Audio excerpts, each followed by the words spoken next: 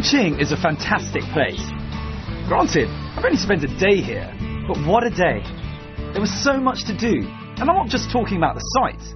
It was the everyday people and everyday places which seemed so unique. On my first day in Chongqing, I was very busy exploring the sights in the city centre. The shops of the modern metropolis, the markets, the Stillwell Museum, and Hongyandong in particular. Now I've got a bit more time today, so I'm going to head a bit further out and see what the rest of Chongqing has to offer.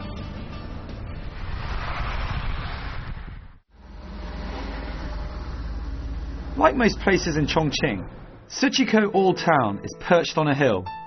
This one overlooking the Jianling River in the west of the city. Chongqing is changing day by day. Literally overnight you'll find brand new skyscrapers or big shopping malls just sprouting out of nowhere. However, if you do want to look at how Chongqing used to be over 100 years ago, then come to Suqikou. It's situated about 15 to 20 minutes from the town centre and is really worth to really catch a glimpse of old school Chongqing. It dates back to the late Ming dynasty around the 15th century AD.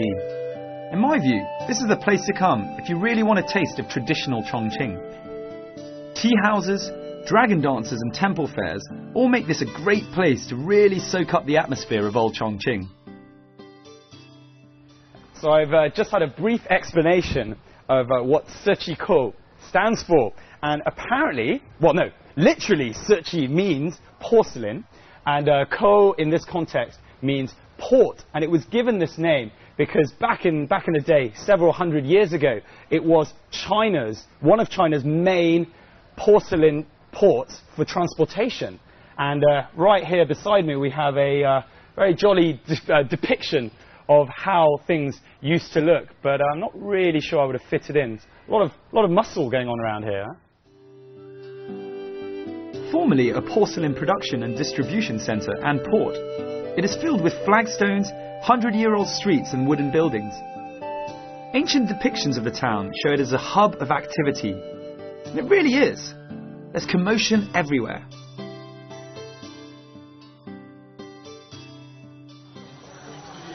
It's one of the few times I'll ever advise you to search out the crowds, strangely enough. I really do recommend coming here at the weekend. You'll find the entire area teeming with tourists and locals, but it will above all be a way to see how little has changed over the past couple of 100 years. The crowds were there then, and they're here now. For many locals, this is the heart of Chongqing, which is why it's also known as Little Chongqing. So, I'm right at the edge of the river, here in the heart of Suqikou Port. Now, back in the day, this place would have been teeming, full of people carrying porcelain goods onto the ships and taking them off again.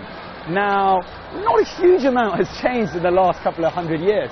Certainly, there's a lot less porcelain, but everyone is still, it's still completely alive here down by the water. And people come for a cup of tea, have a chat with some friends, and just enjoy the weekend like today. Right, so once you've got your bearings, follow the main road down to the river, and you'll really get a taste of what the Chongqing people enjoy doing at the weekend.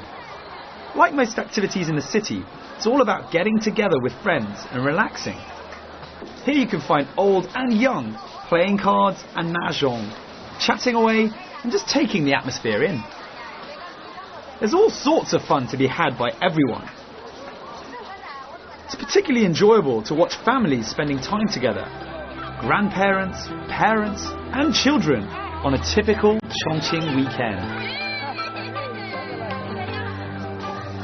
This road is a hustle and bustle incarnate, filled with shops, restaurants, street performers and every type of stall under the sun. The commercial street is perfect if you want to pick up some gifts to give to friends.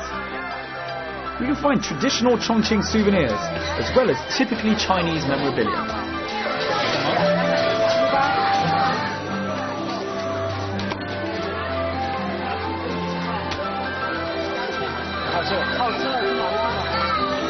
Now, if you like putting on weight or love going to the dentist, then you'll be in high heaven here. Where are you from? I'm from India. From India. What are you doing all the way down in Chongqing? Wow. There's an absolute plethora of snacks and sweets to be enjoyed all along the main road. The beauty of the area is that once you veer off the populated high street, you'll be hit by a lived-in Siqiko. People going about their daily lives, barely acknowledging that hordes of tourists are roaming the nearby streets. It's with a touch of luck and some inside knowledge from our tour guide that we head to a traditional Sichuan opera.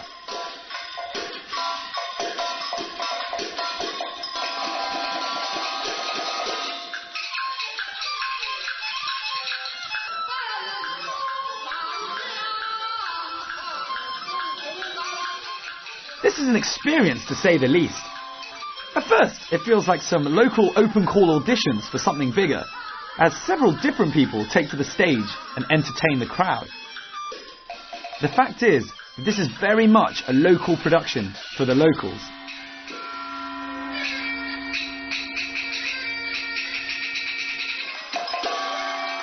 It's certainly worth seeing some of the show, as you can be treated to the famous art of Bian Lian, or face changing as it's more commonly known.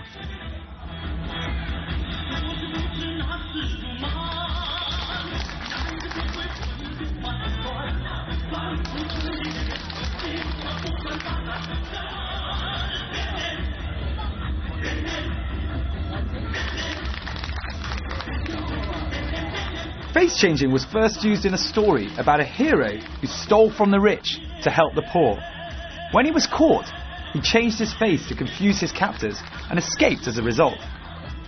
I have no idea how this face changing works, and I'm informed that it's actually a secretive art form that requires extensive training. Very impressive.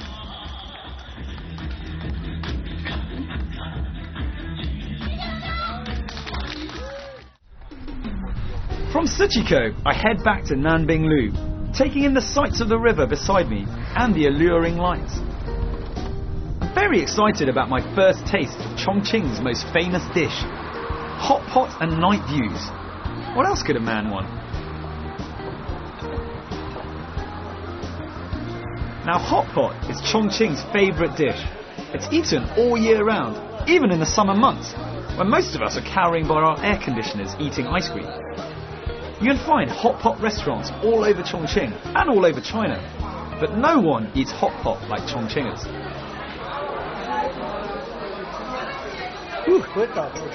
Now when you come to Chongqing, you'll find that pretty much everybody eats hot pot. And hot pot's what we've got in front of us. It's the kind of thing where you get together with some friends, or head to a restaurant, pick out some fresh dishes like we've got here, and then just tuck in. Just throw some things right in to this chili sauce that they have here, chili oil. Now, I've had a little explanation of what hot pot is, and essentially speaking, it does differ in each of the different regions. But here we have hot chili oil, put in the vegetables. If it's too hot for you, you can have it into what they call the milder broth. And then you stick it in this sauce. Now, the sauces differ in every region, but here in Chongqing, they like to put sesame oil with garlic and MSG, and that helps to cool the actual, to make it cooler, and also to make it less hot, chili hot, which is a good thing, I think. Hey, how often do you eat hot pot? 2 or 3 times in 1 week. 2 or 3 times in 1 week? Yeah. Wow, what age do you first eat hot pot? When I was 7 years old. 7 years old. Yeah. 你有几岁？你先吃这个辣的火锅，你有几岁5岁，我5岁开始吃。？5岁？不可能是吗？我女儿3岁就开始吃这个了。Okay. So the first time he ate the hot bit of the hot pot, the chili bit, he was 5 years old, and he just told me that his daughter started at 3. She just had her first hot pot at 3 years old. Unbelievable! I can't even eat it at my age. Unbelievable! Oh, 这么厉害. Don't worry though if spice isn't your thing. Just tell the waiter you're pa la, and they'll bring the lighter broth, as it literally means scared of spice. Eating hot pot is almost exclusively a group affair. In all my time in Chongqing, I never once saw people eating hot pot on their own. You can go to certain restaurants that serve individual hot pots, but you'll still find people eating in groups. The thing I loved about the hot pot is that it's inherently a lot of fun to eat. It's full of life and action as you fish around for different types of food.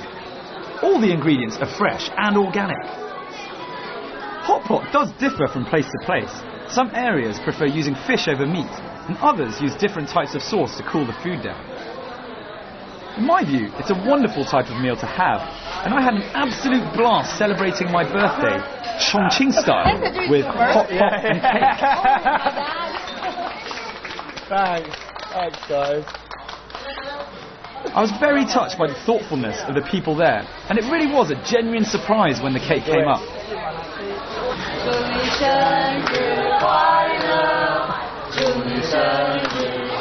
I think I seem a little embarrassed to be caught so unawares.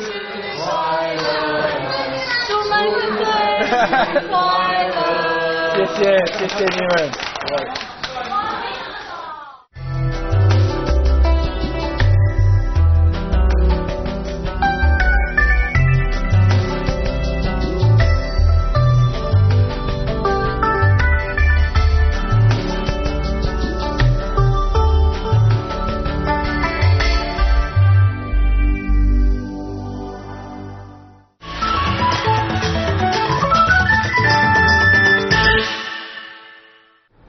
If you've got a bit of time to spare, head west for about 100 kilometers and you'll come to Dazhou County. Well, finally made it to Baodingshan, and it's situated about 100 kilometers west of Chongqing, so it's taken us 2 hours. This is as far as our car will go, but I'm going to get to the top with this wonderful little electric car over here, which is free, so I'll see you later.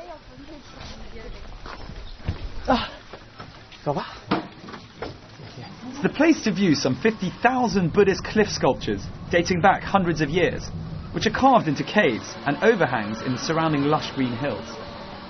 There are buses every half hour from Chongqing that take roughly 2 hours to get to the grotto art of Dazhou County. Right, we made it. Time to walk to the carvings. There are 5 sections in all that have these rock carvings, but most people tend to go to 2 out of the 5, namely Baodingshan and Beishan.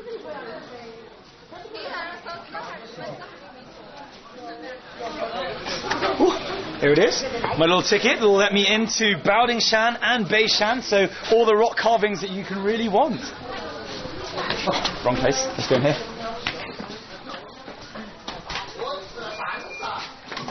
Once at Baodingshan, if you really want to understand and appreciate the culture, do hire the English-speaking tour guide. Okay. It's 150 RMB at the time of writing. It's definitely worth Cultural it. heritage. Right, really strongly suggest that you grab a tour guide like I have, who can speak English, and that will mean that I will get to have everything introduced to me and understand all of the rock carvings. Take a look, you can see this carving, 800 years old. 800 years old. In position is number 1. The first one? Yeah, the first one. Wow. Starts from him, others at the same time around here. Look at this carving. You see this carving, no Buddha, no Bodhisattva. All come from the countryside life. Oh, right. So look very rustic. So what is that? What is that? Water buffalo. You can see herdsmen, 2 herdsmen. Oh, just hanging out with the water buffalo, having fun. Yeah. Oh. You see, they're symbolizing the 4 Buddhist guardians. Right. This carving about traditional Chinese Confucianism. We call it parental love. Parental life. Yeah. Right. It's like a... Yeah. The picture about the Confucius teaching. How parents bring up their children. The Confucian piece depicting how to raise a child is also entrancing. You see its life from birth to death, and the importance of looking after your parents once you grow up. There are life lessons all around in Dazhou. The intricacy with which the statues are carved is quite phenomenal. The sheer variety and volume of statues here dazzles. There are heroes of Buddhism, historical scenes and figures, as well as depictions of daily life in the countryside. Baodingshan, in stark contrast to Beishan, as you'll see later, is the brainchild of just one monk, Zhao Jifeng, who raised the money, designed and oversaw the carving between 1179 and 1245. Don't forget to take a look at the 18 layers of hell. It certainly gave me a timely reminder of how I should behave, but don't want to end up like the people there. Take a look, you could see the three sculptures. There are three tallest sculptures around here. Right. Very, very tall. Pretty meters. cool, yeah. Yeah, 8 meters. Wow. 8 meters from the head to the feet. What are they? They are the middle, Buddha Sakyamuni. This one, he named Bodhisattva of wisdom, symbolizing wisdom, very palatable. Because they hold a small pagoda. If you like, make a guess how high it is. How high? Yeah. A meter? 1 meter? Almost 2 meters. Wow. 1 meter 85. Okay. And how many kilograms? It's probably Weight? probably about the same weight as me. I've been working out. No?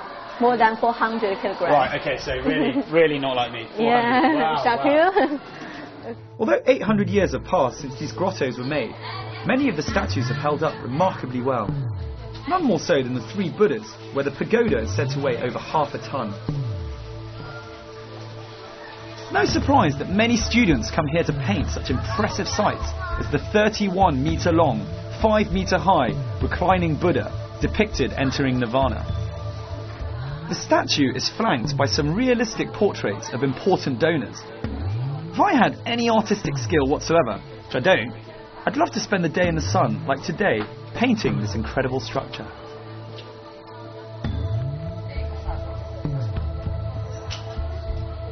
From here, it's only a quick 16-kilometre ride northeast to Beishan, where you're met with an altogether different style of rock carving, which is impressive all the same. Whereas Baodingshan was the work of one man, the structures here were constructed over hundreds of years throughout many different dynasties. So I'm here in Beishan, and we're looking at rock carvings that were built in 892 AD, and that's almost 250 years earlier than Baodingshan. Now, over at Baodingshan, we were looking at local life, or the depiction of local life, and here it's much more about Buddhism and the Buddhist religion. But look how well preserved everything is. Of the two sites, this one is smaller and so requires less time to visit. What makes this site, as well as Baodingshan, so special is not the scale, although certain carvings really are impressive in that way, but the quality, state of preservation, and variety of subject and style. Beishan actually includes Dazu's earliest works, which were begun in 892 AD by the military governor at the time, who was posted here whilst campaigning against Sichuanese insurgents. So, what you'll find here is that each of the carvings were made in different dynasties and in some ways is representative of each one. So the more affluent, wealthy, longer, less war-torn dynasties are bound to have bigger and more impressive sculptures. And then the poor little dynasties like the Wu Dai behind, which only lasted 13 years, don't really have the cash to spend. So have a look.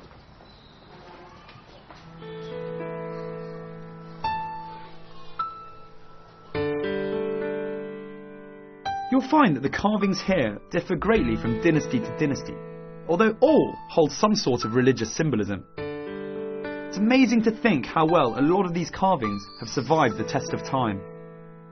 I'm generally blown away by this part. Definitely bring a guidebook though that can highlight the meaning of each carving, as it will make the experience far more wholesome. Either that, or just hire another tour guide like we did. It's definitely money well spent.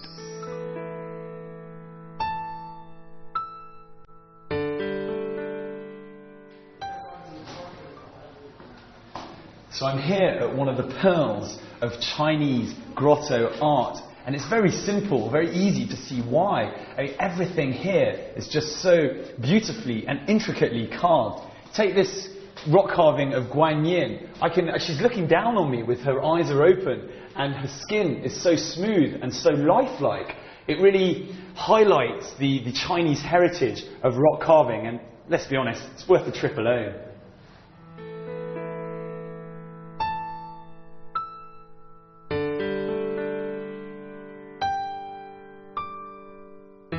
It's really too tough to call which one out of the two rock carving places I prefer. If you want a well-preserved experience, head to Baodingshan. If you're more into seeing less refurbished, but how it is work, come to Beishan. At the end of the day, both places rock. Excuse the pun.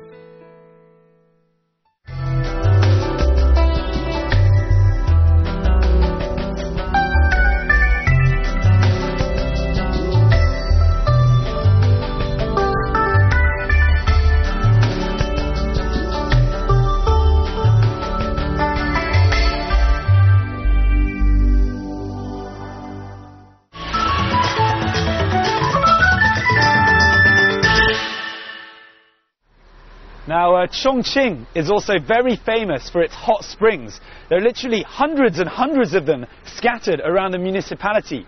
Now, I've been dropped off about a half an hour west of Chongqing city centre at the Bay Tea Hot Spring Resort. And I'm told that right here is the perfect place to get some R&R. So let's go and see what it's like. Personally, I don't think any holiday is ever complete without some well-deserved rest and relaxation. Chongqing is famous for having dozens of hot springs scattered around the municipality. Out of the 40 counties that make up Chongqing, 38 have at least one hot spring inside. There are many resorts like this one throughout the area, and I can't recommend coming here enough. With all sorts of different types of springs, as well as more standard poolside attractions, you'll find it hard not to relax here. Now, all of the hot spring resorts differ in their own ways. Here we have lots of little hot springs with different functionalities for each one. This one is a tea hot spring, and what that one does is help you lose weight, I've been told. The next one is a red wine hot spring, and that one's to help stimulate the red blood cells. And the one on the left is for vinegar to help your skin. There are lots of other ones, ginseng, flowers, but it's the weekend. I'm going to have some red wine.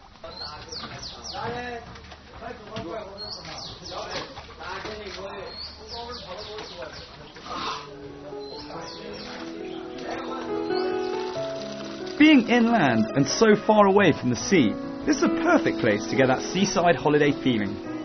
I particularly enjoyed the suckerfish hot spring, as I've never been to anything like it. All in all, it doesn't matter what the temperature is on the outside, as you'll soon be heating up in one of the numerous pools here. Pure, unabated pleasure. It's no wonder that even during the middle of the week, you can still find so many people relaxing and having a good laugh here. Again, I go back to thinking how easily I could fit into this Chongqing lifestyle.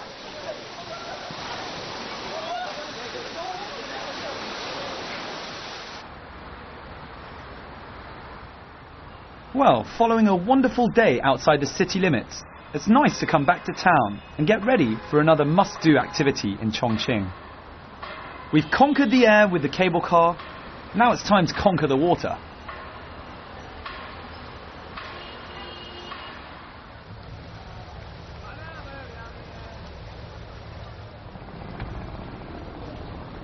Right, so that's where I'm about to go, and if there are a couple of things that you really should do when you come to Chongqing, the first thing is to try out their wonderful hot pot, and the second thing is a nighttime riverside cruise where you'll get to see the whole of the city and also enjoy a few beers and a hell of a lot of food. So I'm going to go and check that out. This 2-hour boat ride is just what the doctor ordered in terms of sightseeing. You can sit with your friends, which you've probably guessed by now is a recurring theme in Chongqing. Have some dinner and marvel at the beauty that is Chongqing by night. No need to pack a picnic, there's food and drinks available here. Don't be surprised though if you find yourself fighting for places on the coveted tables above. The boat rides are an extremely popular attraction here in Chongqing, for locals and tourists alike. I've been on here for about half an hour, and I thoroughly recommend that you take the nighttime boat trip around Chongqing. I could be in Hong Kong right now, what with the bright lights behind me, but it's just, it's worth the whole trip alone. Oh, check it out, check it out.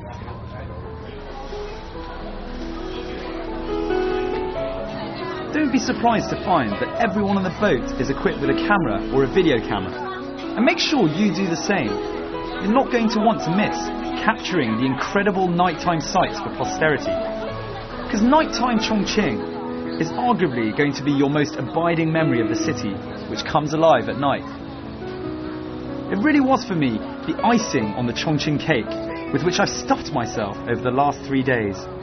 I'm happy and I'm full.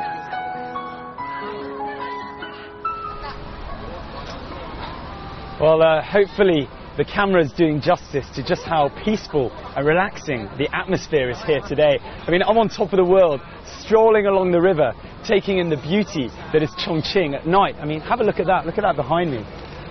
Unfortunately, that's all the time we've got left for today, but I really hope you've enjoyed discovering this fascinating city.